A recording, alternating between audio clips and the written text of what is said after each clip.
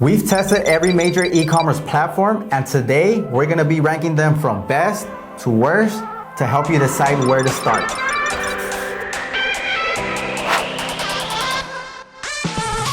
So for those that don't know us, my name is Juan, this is my brother Alexis, and together we started our company in 2019, which currently does over $3 million a year in revenue. And so now we're just gonna share what we learned along the way. So now we're gonna be sharing what our criteria is gonna be, starting with 5 different subjects. First one is gonna be ease of use. We're gonna be deciding how user-friendly the platform is, especially for beginners. This includes account setup, listing ease, and navigation. The second one is gonna be cost and fees, the transaction fees, listing fees, or other costs associated with using the platform. High fees can cut into the profit, so lower is generally better. The third one is gonna be audience reach and engagement. The platform's user base and engagement potential. This includes the likelihood of direct customer interactions and potential visibility. Now the fourth one is gonna be the profit potential. How likely is it to generate significant revenue on the platform, considering both volume and pricing structures? And the last one is gonna be scalability. Whether the platform can support a business's growth or if it's better suited for smaller niche sellers. So one of the things that I do wanna emphasize is that every business is different. And so now the ranking of the platforms that we're gonna go over is based on our own personal experience and our own business, which I know that every business is different, so it is gonna vary by business. All right guys, so with that out of the way, we're gonna go on to our first platform, which is gonna be Amazon, and we're gonna start with ease of use. I guess the question for most people is how easy is Amazon to use? It definitely has evolved throughout time. At the very beginning, it was slightly harder to use, but I know through time, Amazon has really improved the way that their navigation, the way that you do things on the platform is done. So I would say that it's still probably the hardest platform that we do use, especially for new sellers, but it is a lot easier. I know to list, it's very simple. You just go to add a product, and then you just input the information. But aside from that, I know that there's still a lot of other things that goes along with Amazon, the performance metrics and all these other things. So for new sellers, I would say it's relatively hard, but for experienced sellers, I know that if you have experience in e-commerce, Amazon is like nothing. Mm-hmm. It's relatively simple compared to the other platforms. Now we're gonna move on to the second criteria, which is gonna be cost and fees. So in life, you're gonna learn that nothing is entirely free. Either you're gonna have a subscription or you're gonna have fees based on every single item you sell. Yeah, and so for at least on Amazon, I know there's 2 different type of accounts. There's the relatively free one where you pay per item that is sold, and then there's one that it's $39 a month. But with that one, I know that the fees per product that you sell are a lot smaller. Those 2 different type of accounts. And then something that is also interesting about Amazon is that they do have fees depending on the product category. For automotive vinyl or film that we do sell, it's roughly 12%. I know before it was 8%, so it has been increasing, and we do predict it to continue to increase. But for the majority of the categories for Amazon, it's roughly 15%. Now, one thing that I do know is that for jewelry, it's around 40%. So it really does depend on the category that you do sell, how much you're gonna pay in fees. Now moving on to the audience reach and engagement. Amazon's user base has over 310 million users, and 80% are from the US. And because of their platform, the potential to grow is endless. Now we're gonna go on to the profit potential.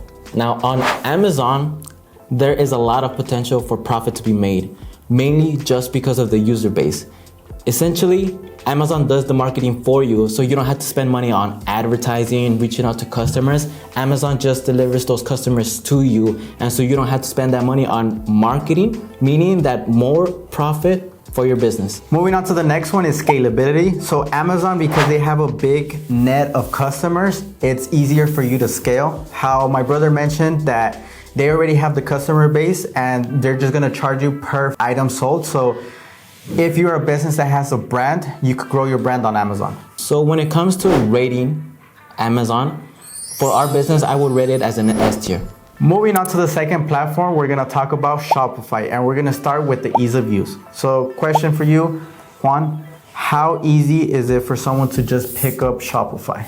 Or what's Shopify for people that don't know? At the beginning, the setup process is slightly more difficult than on Amazon because I know you have to get your domain. So if you purchase your domain from another platform, like let's say Google or Squarespace, you have to transfer the Shopify domain, and you kind of have to have some technical knowledge in regard to that. So you need to have your domain ready. Then you need to set up the web design. So designing the website, I know that's a lot of investment of either your time or money. So you could do yourself, learn it, or you could hire a company that does it for you. So at the beginning setup, I would say it's a lot harder. But once you have everything set up, your design is there, and you want to start listing products, it's relatively simple. It's just a matter of putting your title, description, variations, color, size. Once you get to the listings, it's pretty simple. It's one of the simplest platforms. It's just the beginning setup that is a little bit more complicated. Moving on to the second criteria is cost and fees. Shopify isn't your traditional platform or marketplace. It isn't an eBay, it's not an Amazon, it's not an Etsy. How you mentioned, it's where you create your website based on their interface.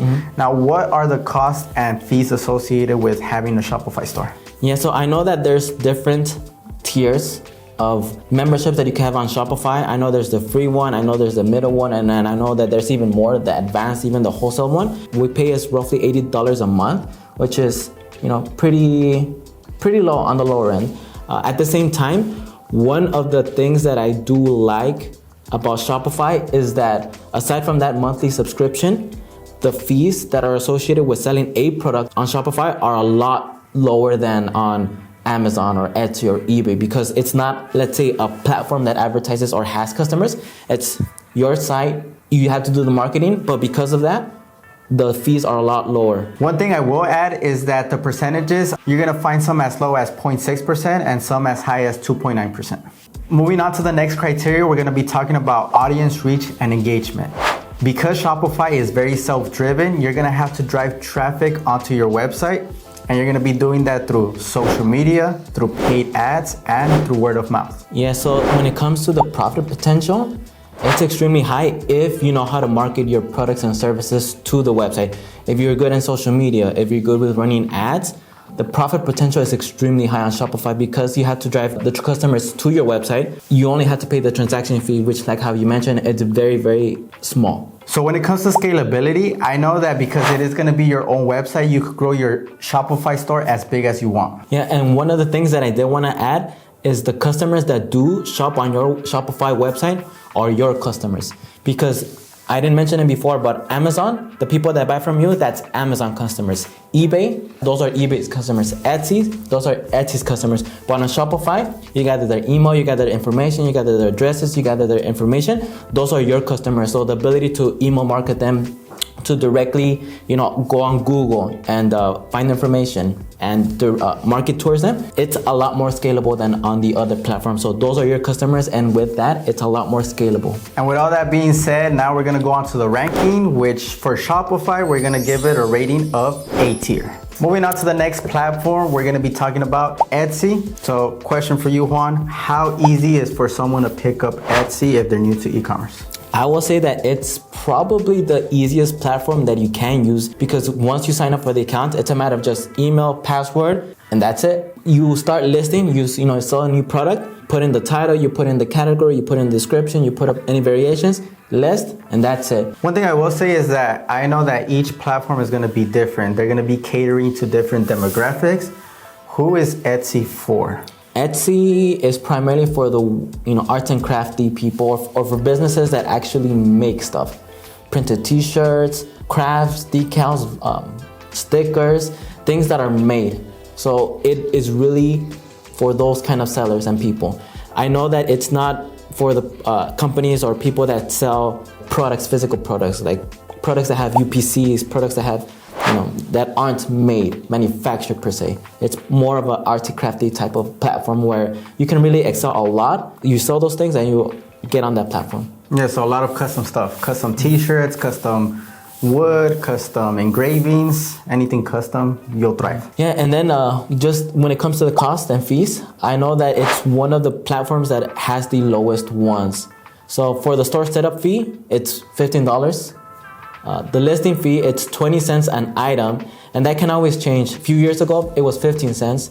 And then finally the transaction fee. So every time an item sells, you pay 6.5% of that. Now moving on to the engagement of Etsy. I know that it doesn't have the customer base of Amazon, but because it is very custom, it is very personable, it's person to person, you're gonna have a lot of questions, you're gonna have a lot of messages, and that's gonna be even more potential to sell within those messages. If you have good customer service, the ability to upsell, to cross-sell is gonna be great on Etsy. When it comes to profit and selling on Etsy, I would also consider it very profitable because really the only expenses that you do have is the monthly, 20 cents that you pay per listing, and also the 6.5 transaction fee, which is one of the lowest in any platform. It's lower than eBay, it's lower than Amazon. It can be very profitable, especially if you find the right products to sell there. It's super easy. People find it very easily. You sell it, very low margins or fees. It can be very profitable if you sell the right stuff there. One thing I would mention is that in our type of business, looking at all the platforms we've dealt with, Etsy is one of the platforms that has the lowest returns. I know we were doing a reporting not too long ago on reducing our returns, and Etsy by far was the platform that had the less returns. Yeah, and I think it just goes hand in hand with the type of product that you do sell. It's not something that's very returnable, as for example, a commodity like, I don't know, a remote or anything of that nature. I don't think there's gonna be another person called Alexis that wants a wood piece engraving that's mahogany wood and whatnot. So it is gonna be a little bit harder for you to return. So more profit. More profit. Now, when it comes to scalability, how scalable is Etsy? The scalability is going to depend on your manufacturing process. If you get systems in place and you have good people that are able to produce custom orders, having scalability issues is not going to be there. So you do have potential to scale because you also have a customer base that continues to spread the word of your shop on Etsy. And so now when it comes to ranking it, for our business, we'll probably give it a B tier. B tier. Next platform, we're gonna move on to eBay. When it comes to eBay, how easy is it for someone new to pick it up? I would say it's relatively easy because it's, for us and from my experience, it's the second most easiest platform that you can use right after Etsy. It's the same thing. You just find the right category and you start selling it. I know that the setup is pretty simple too. Email, password, that's pretty much it. And so you start selling the product, you start listing it.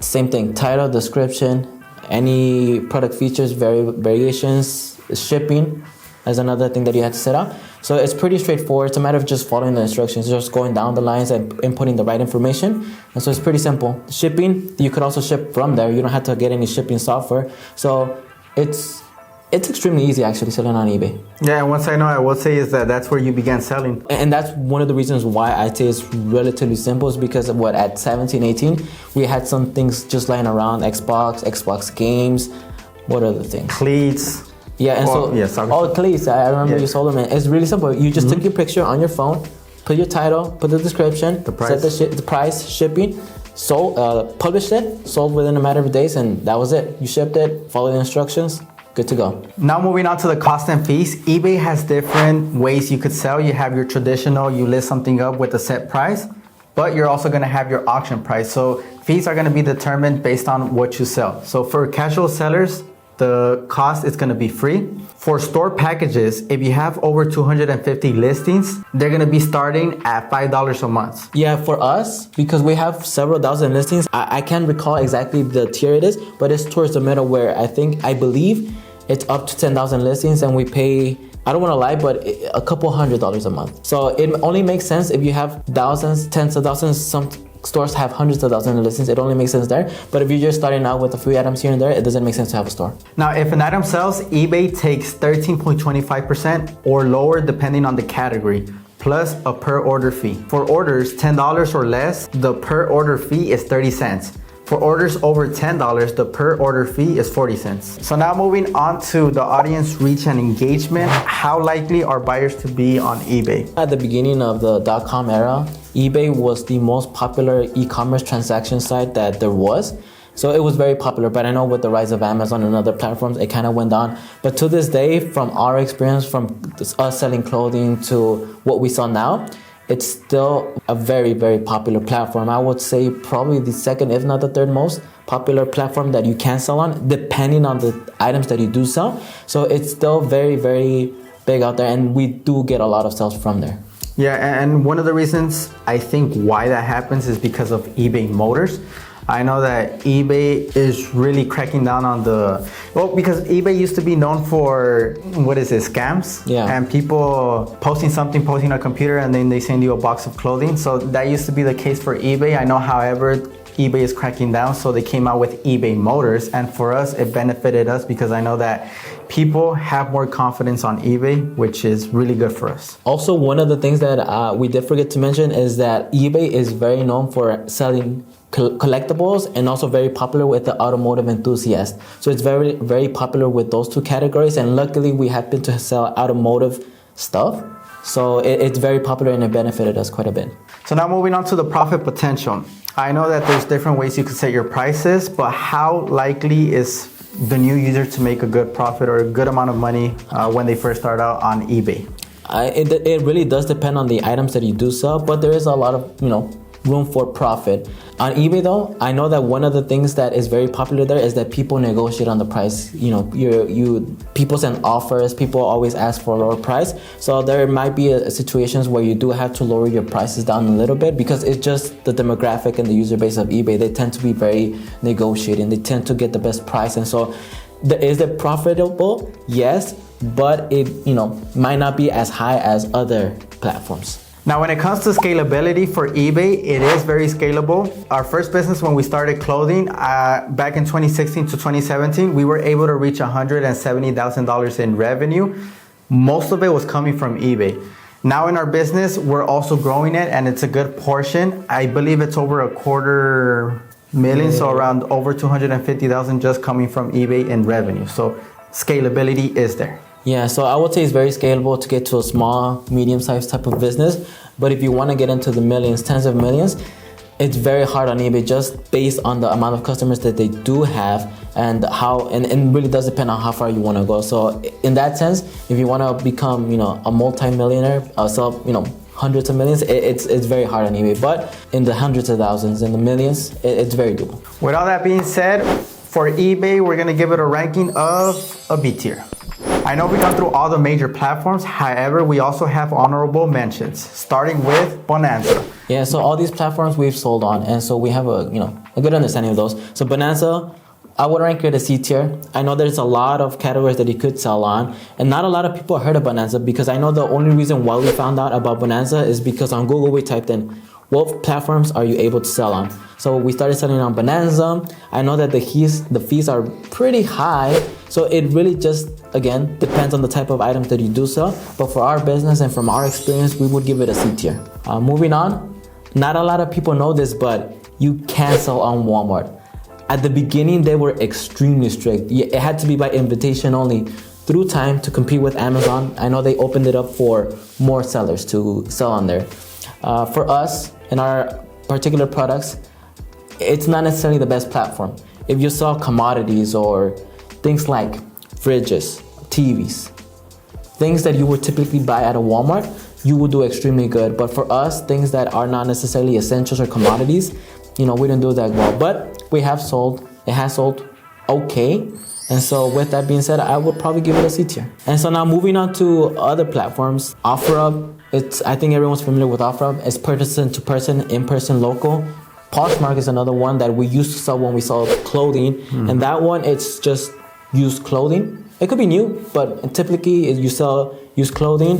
Facebook Marketplace, similar to Offerup, it's sell person to person or local. And so it's really best suited for individuals or local sales.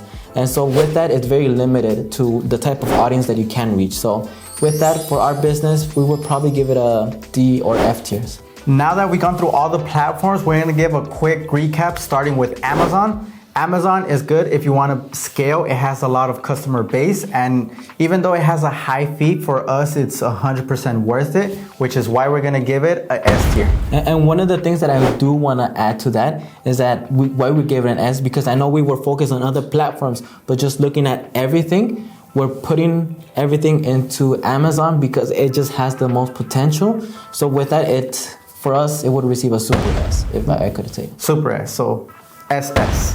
Now, moving on to the next one, Shopify. Shopify, essentially, people are gonna know, they're not gonna know you for Shopify, they're gonna know you for your own brand, for your own website. So if you're gonna build it up and you're able to do it efficiently and people know your brand, it's a good option, which is one of the things we're doing with our current company.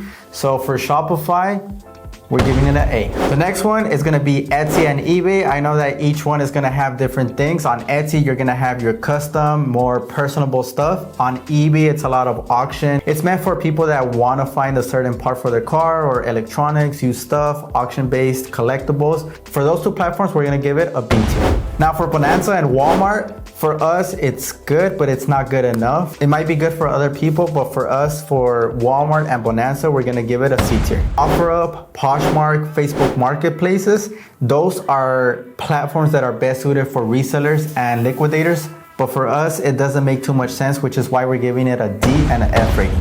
Again, one of the things that I do want to emphasize is that every business is different. And these tiers that we went over were based on our business and what it is that we do sell. So if you sell something else like clothing or commodities, or you make your own stuff, I can guarantee that it's gonna be very different. We just laid out what it is that we know, and hopefully it was helpful to you guys and it can make you make a better decision on what platform you do try out.